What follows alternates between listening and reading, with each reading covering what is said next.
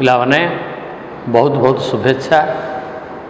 आमे आदिवासी हरिजन उन्नयन विभाग द्वारा परिचालित ईसु विद्या कार्यक्रम को समस्त को स्वागत।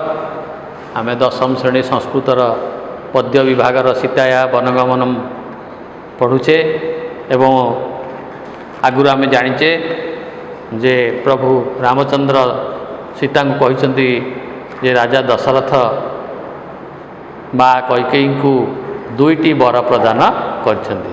तेणु एबे आमे पढ़िबा से वर दुईटी कौन थिला। एक क्रम आमे श्लोक 10, 11, 12 पढ़िबा। तो माने बही खोल आमे बर्तमान रीडिंग करिबा श्लोक नंबर 10, 11 आउ 12। देख चतुर्दश हि वर्षाणि वस्तव्यम दंडके मया पित्रा मे भरतश्चापि यौवराज्ये नियोजित विप्रियं न च कर्तव्यं भरतस्य कदाचन स हि राजा च वैदेही देशस्य च कुलस्य च अहं गमिष्यामि महावनं प्रिये त्वया हि वस्तव्यं इहेव भामिनि यथा वेळिकं कुरुषे न कस्यचित् तथा तोया कार्यमिदं वचो मम। आउ थे पढ़ुची देख चतुर्दश हि वर्षाणि वस्तव्यं दंडके मया पित्रा मे भरतश्चापि यौवराज्ये नियोजित विप्रियं न च कर्तव्यं भरतस्य कदाचन स हि राजा च वैदेही देशस्य च कुलस्य च अहं गमिष्यामि महावनं प्रिये त्वया हि वस्तव्यमिहेव भामिनि यथा वेळिकं कुरुषे न कस्यचित् तथा तोया कार्यम इदं वचो मम। ताले वर दुईटा ताले कौन थिला? रामचंद्र कहउचंदी सीता को प्रथम वर है चतुर्दश हि वर्षाणि वस्तव्यम दंडके मया। मया वस्तव्यम कर्मवाच्य अच्छी मु बास करी वस्तव्यम बस धातु माने बास करवा मु रही चतुर्दश हि वर्षाणि। चतुर्दश कले 14 वर्षाणि माने वर्ष 14 वर्ष मु दंडक दंडक माने अरण्य जंगल वनवास मु 14 वर्ष वनवास करी चतुर्दश हि वर्षाणि वस्तव्यम दंडके मया। ताले प्रथम वर थिला रामचंद्र 14 वर्ष वनवास करेंगे। आ द्वितीय वर रे कैकेयी कौन मागी थिले ना पित्रा में भरतश्चापि यौवराज्ये नियोजित।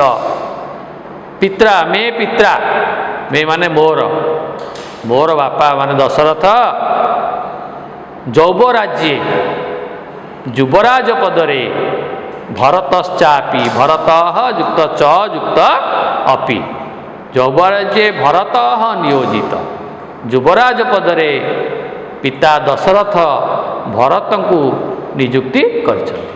तेणु प्रथम वर रे रामचंद्र 14 वर्ष वनवास जीवे आ द्वितीय वर रे भरत युवराज पदरे नियुक्त हेबे। एई दुईटा थिला कैकेयींकर वर जहाँ दशरथ तांकु प्रदान करछन्ति।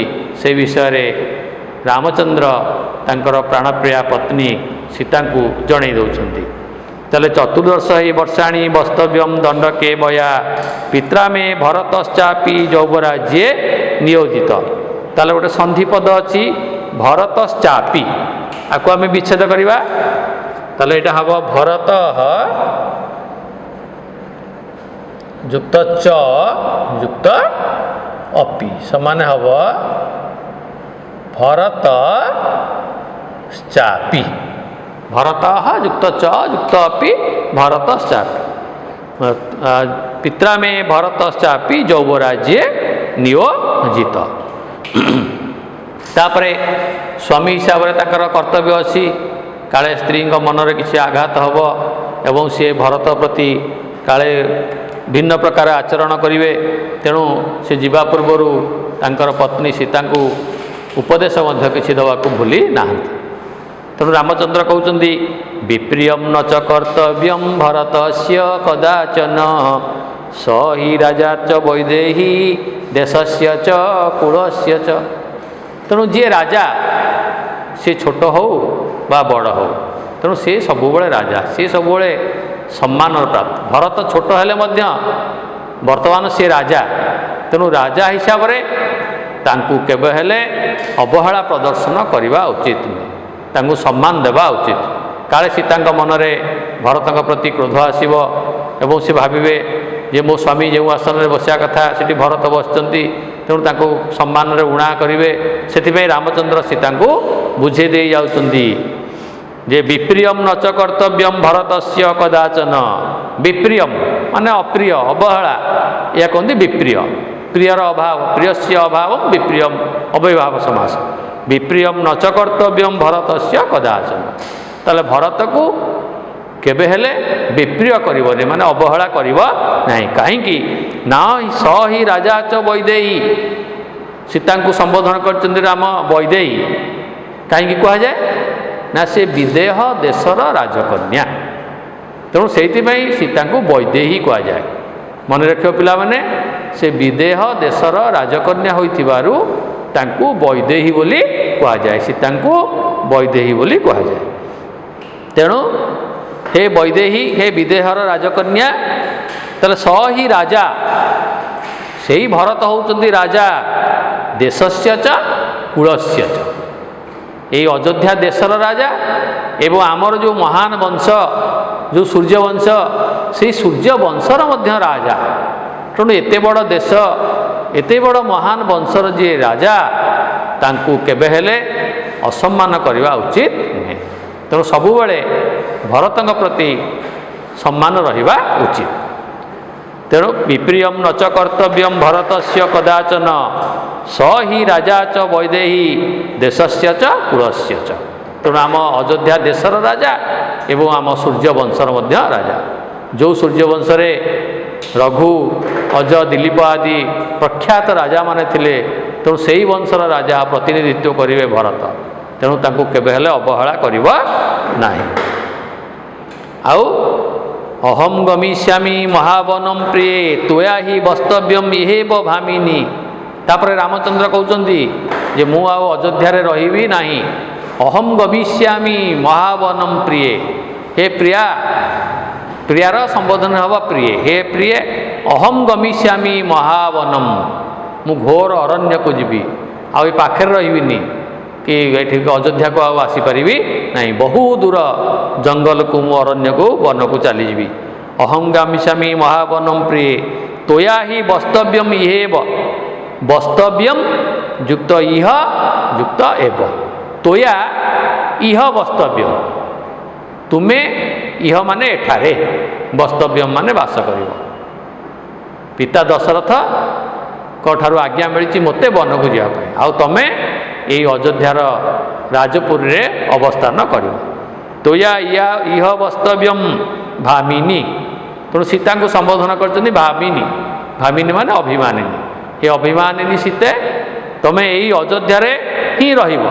ତ୍ୱୟା ଅନୁକ୍ତ କର୍ତ୍ତୃ ତୃତୀୟା, ତ୍ୱୟା ବସ୍ତବ୍ୟମ୍, ତୁମେ ରହିବ, ବାସ କରିବ। ଅହମ୍ ଗମିଷ୍ୟାମି ମହାବନମ୍ ପ୍ରିୟେ ତ୍ୱୟା ହି ବସ୍ତବ୍ୟମ୍ ଇହେବ ଭାମିନୀ ଯଥା ବ୍ୟଳିକମ୍ କୁରୁଷେ ନ କସ୍ୟଚିତ୍। ଯଥାର୍ଥ ଯେପରି ବ୍ୟଳିକ ମାନେ ଅବହେଳା, ଏଠି ମଧ୍ୟ ଏ ଅଯୋଧ୍ୟାରେ ବାସ, ଏଇଠି ରହିବା ସମୟରେ ଏଠି ଗୁରୁଜନମାନେ ବି ଅଛନ୍ତି ଏବଂ ଲଘୁଜନମାନେ ମଧ୍ୟ ଅଛନ୍ତି।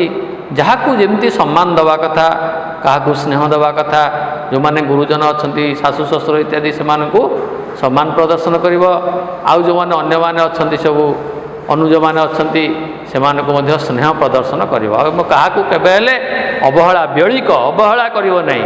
ଯଥା ବ୍ୟଳିକମ୍ କୁରୁଷେ ନ କସ୍ୟଚିତ୍, କେବେ ହେଲେ କାହାକୁ ଅବହେଳା କରିବ ନାହିଁ। ତଥା ତ୍ୱୟା କାର୍ଯ୍ୟମ୍ ଇଦମ୍, କାର୍ଯ୍ୟମ୍ ଯୁକ୍ତ ଇଦମ୍ ହେଲା କାର୍ଯ୍ୟମ୍ ଇଦ, ତଥା ତ୍ୱୟା କାର୍ଯ୍ୟମ୍, ଯଥା ତଥା, ଯଥାର୍ଥ ଯେପରି, ତଥାର୍ଥ ସେପରି ହେଲା। ଯେପରି କାହାକୁ ଅବହେଳା କରିବନି, ସେହିପରି ତୁମେ ସେମିତି କାମ କରିବ। କାରଣ ତୁମେ ଏତେ ଉଚ୍ଚ ବଂଶରେ ଜାତ ହେଇଛ, ଜନକ ନନ୍ଦିନୀ, ତେଣୁ ତୁମଠାରୁ ନିଶ୍ଚିତ ଭାବରେ ଏହି ଆଶା କରାଯାଏ ବୋଲି ରାମଚନ୍ଦ୍ର କହିଛନ୍ତି ଯେ କାହାରି ମନରେ କେବେ ହେଲେ ଦୁଃଖ କଷ୍ଟ ଦେବ ନାହିଁ।